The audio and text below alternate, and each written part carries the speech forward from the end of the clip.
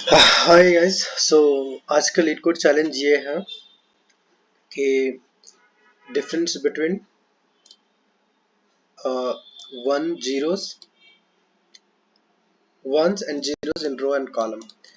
तो करना क्या है ना कि मैं इसको व्हाइट बोर्ड से समझाता हूँ। ये मीडियम टाइप ऑफ क्वेश्चंस है। इसको व्हाइट बोर्ड में समझाता हूँ। पहले क्या है कि हम लोग को एक बाइनरी मैट्रिक्स दिया हुआ ग्रिड जिसका नाम है m इंटू एन रहेगा, जिसमें बेसिकली जीरो और सिर्फ वन ही रहेगा। तो अपने को क्या करना है कि इसका डिफरेंस निकालना है। डिफरेंस का फॉर्मूला दिया हुआ है कि यदि जीरो एंड जीरो, तो जब जैसे for difference of zero zero इसका वैल्यू निकालना है सिर्फ, तो करना क्या है कि जैसे ith रो पे जो भी वन होगा उसको हम लोग इस पे, जैसे फॉर एग्जांपल इसका निकालना है तो ith रोज पे मतलब जीरोथ रोज पे कितना वन है, एक दो, ठीक है।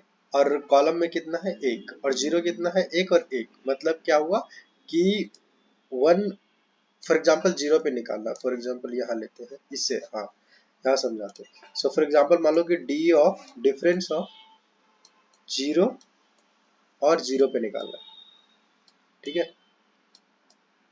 जीरो एंड जीरो पे निकालना है, मतलब ये वैल्यू निकालना है इस पे।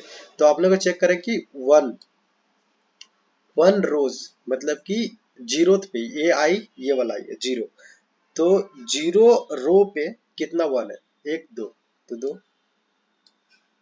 प्लस वन कितना है इस कॉलम में, जे पे है, देख रहा जे पे, तो जीरो कॉलम में वन कितना है, एक, माइनस जीरो रोज पे जीरो मतलब जीरो रोज पे जीरो कितना है, तो कितना, एक, जीरो रोज पे मतलब कि पहले को वन वन वाला यहाँ लिखना है, जीरो वाला यहाँ लिखना है, तो वन। और जीरो कॉलम पे जीरो कितना है, तो दो, तो माइनस टू। तो ये यदि सबको सॉल्व करेगा तो कितना आ जाएगा, जीरो। तो इसलिए इसका आंसर आ गया जीरो। दूसरा सॉल्व करते हैं। फॉर एग्जांपल ये वाला निकालते हैं, ठीक है। ये मेरा क्या हो जाएगा, difference of I equal to हो जाएगा हमारा टू, एंड जे हो जाएगा हमारा कितना, वन। तो अब बताते कैसे कैसे निकलता है कि जीरो वन कितना है इस सेकेंड रो पे वन कितना, एक, प्लस फर्स्ट कॉलम पे वन कितना है, एक, माइनस जीरो कितना है, इस रो पे जीरो कितना है, दो, माइनस इस कॉलम पे जीरो कितना है, दो। तो कितना हो जाएगा, दो दो चार, माइनस दो, माइनस चार प्लस दो, माइनस टू। तो ये माइनस टू ऐसे। तो होप ये समझ में आ गया कि कैसे निकालते हैं। अब इसको सोचते हैं कि कैसे ये करते हैं। इसको हम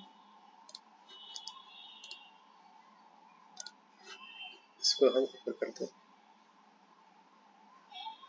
अब सोचते हैं इसको करते क्या, कैसे करेंगे। तो इसको हम मिटाते हैं।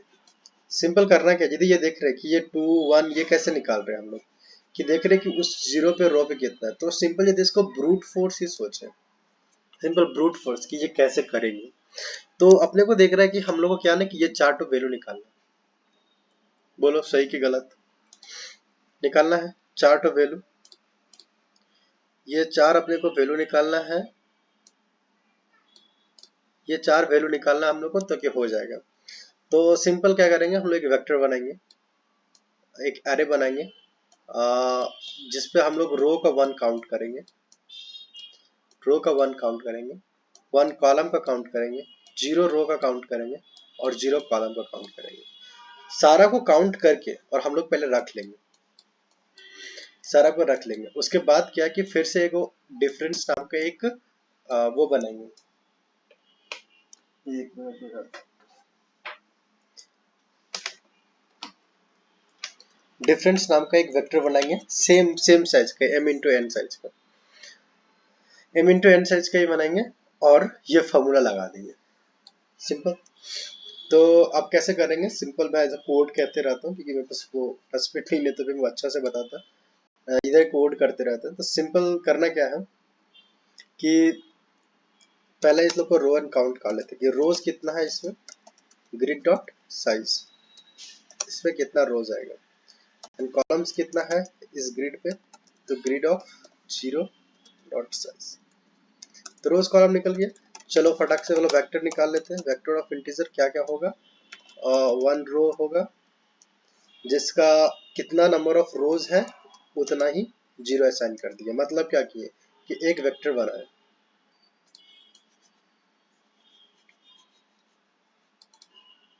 एक वेक्टर बनाए जिसका हम लोग नाम रख दिया क्या? One rose. और ये कितना साइज का बना है? एम साइज का बना है। एम साइज का बना है। उसी तरीके से अपने को क्या बनाना है? ये वन कॉलम बनाना है कि उसपे कॉलम कितना है, इसमें कॉलम कितना, तो कॉलम का साइज क्या आ जाएगा? Calls dot zero. एक दूसरा वेक्टर और बनाए सेम उसी तरीका से, है ना, जिसका हम लोग नाम रखे क्या?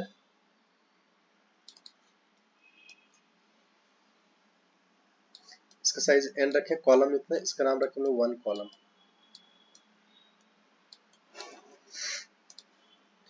ठीक है। और सिमिलरली हम लोग अब जीरोस का बनाएंगे। जीरोस रोज, इस पे हम लोग रोज of zero and zeros column columns of zero. चलो सबको बना लिया। अब समझो बात को करना क्या है। हम लोगों को क्या करना है? काउंट करते आना फोर इंटीजर रो जीरो के लिए। अभी इसके लिए चलेगा रो जीरो के लिए।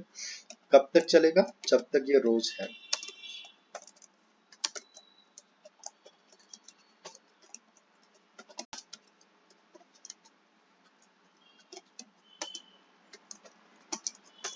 ठीक है। अब चेक करेंगे हम लोग यदि grid of row and column, मतलब ये वाला वैल्यू यदि वन है तो बताओ क्या क्या अपडेट होगा? क्या क्या अपडेट होगा? कि रोज का अपडेट होगा कि उसमें वन है तो वन रोज जो होगा, और रो जिस वैल्यू के लिए है, जीरो रोज के लिए होगा तो जीरो रोज के लिए ये हमारा अपडेट हो जाएगा, मतलब बढ़ जाएगा। और फिर वन, क्योंकि वन बढ़ाना है तो वंस ऑफ, अभी तो वंस ऑफ कॉलम का भी वन बढ़ेगा यदि वहां वन है तो इसका सी प्लस प्लस होगा यदि ऐसा है तो। वरना यदि जीरो रहेगा तो हम लोग का जीरो का रो का बढ़ेगा और कॉलम बढ़ेगा।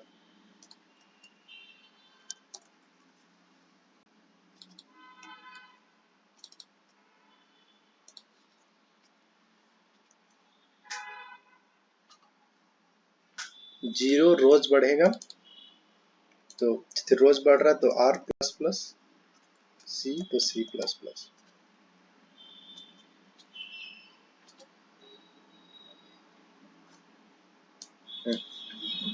हो गया। ये अपना सब कुछ क्या करेगा? एक वेक्टर दोनों अपने से बनाकर सबको अपडेट कर देगा, कितना नंबर ऑफ रोज और कितना नंबर ऑफ कॉलम है। अब हम लोग क्या करेंगे? एक और वेक्टर बनाएंगे। ये हमारा रहेगा आंसर वाला वेक्टर। ठीक है। Difference rows vector of columns of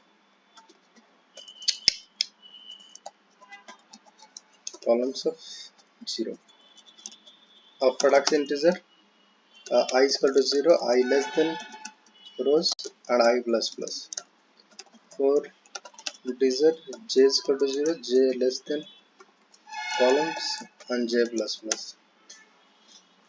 करने के बाद अपने को डिफरेंस लगाना है। Difference of I and j equal to क्या होगा? यही फॉर्मूला होगा, इसको कॉपी ही कर लो। कॉपी कर लिए, just simple one of rose I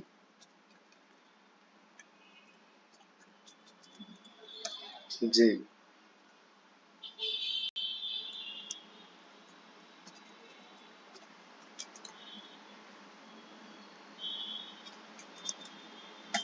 खत्म। ये हमारा आंसर होगा। इसको रिटर्न कर दो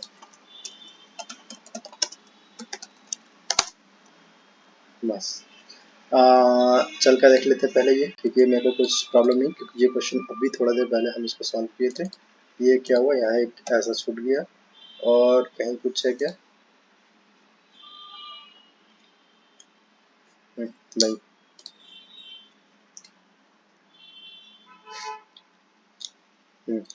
चल गया। अब इसका थोड़ा टाइम कॉम्प्लेक्सिटी और स्पेस कॉम्प्लेक्सिटी डिस्कस कर लेते हैं। तो अभी टाइम कॉम्प्लेक्सिटी क्या लगा, यहाँ अपने को लगा m इंटू एन। सिमिलरली यहाँ हमने को अपडेट करके लगा रिजल्ट बनने के लिए m इंटू एन। तो जो टाइम कॉम्प्लेक्सिटी हो गया इसका, यहाँ डिस्कस कर लेते हैं।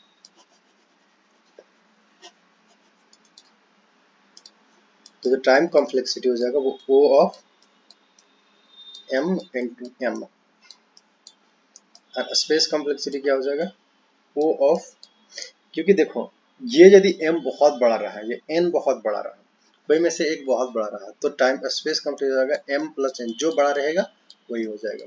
तो टाइम कॉम्प्लेक्सिटी हो जाएगा m into N, space complexity हो जाएगा O plus M. O plus M क्यों, क्योंकि ये ज़रा जो लेने की है हम लोग के लिए, क्योंकि ये तो मेंटेन करेगा ना भाई 1 एंड 0, तो वो उसके स्पेस कंप्लीट हो जाएगा। चलो इसको फर्दर हम लोग ऑप्टिमाइज कर सकते हैं क्या, ऑब्वियस सा बात है। देखो कोई यदि एरे है और यदि वो एरे सॉर्टिंग फॉर्टिंग दुनियादारी नहीं है, कुछ कुछ उसमें गड़िंग बडिंग नहीं लगा सकते, सिंपल इरेगुलर एरे है, तो उसमें कम से कम कुछ भी कोई भी लगा लो, कोई भी चीज, तो वो उसको O ऑफ एन लगेगा। सिमिलरली ये मैट्रिक्स है, अन अपने को सारे 1 एंड 0 को काउंट करना पड़ेगा। इवेंचुअली जो ब्रूट फोर्स ही इसका ऑप्टिमाइज्ड है, क्योंकि m इंटू एन तो टाइम कॉम्प्लेक्सिटी लगेगा एंड स्पेस कॉम्प्लेक्सिटी ये लगेगा। इससे स्पेस कॉम्प्लेक्सिटी फर्दर ऑप्टिमाइज किया जा सकता है, बट यदि इस पे लिखेगा तो टाइम कॉम्प्लेक्सिटी फिर आगे भाग सकता है, इधर उधर हो सकता है। तो ये इसका time complexity and space complexity. तो आज क्वेश्चन यही है।